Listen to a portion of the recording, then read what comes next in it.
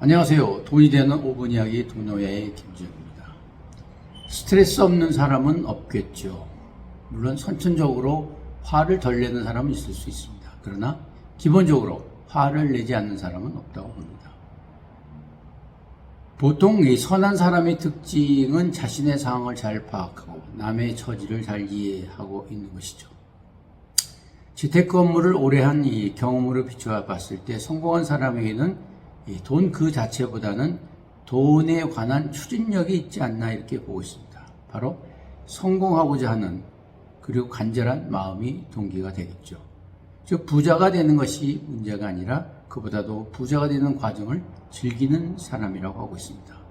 부자는 자기 관리를 반복하고 부자의 생각과 행동을 거울 삼아 일상에서 실천하면 어느새 부자가 되지 않을까라고 생각되고 있습니다.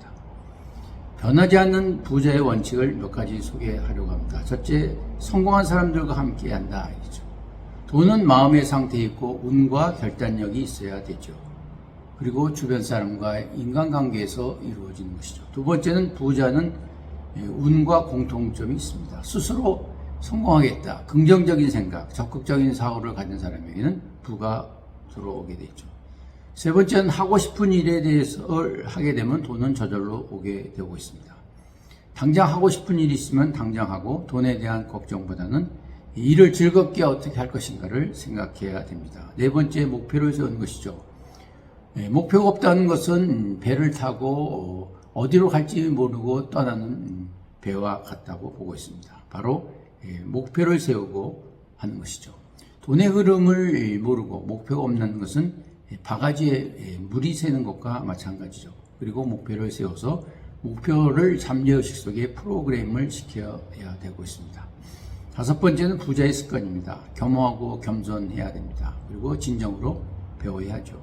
그래서 부자의 습관은 바로 세 가지를 특별히 말하는데 관계, 패밀리, 그리고 신체, 피트니스, 건강, 자유, 프리덤, 선택이 중요하다고 보고 있습니다.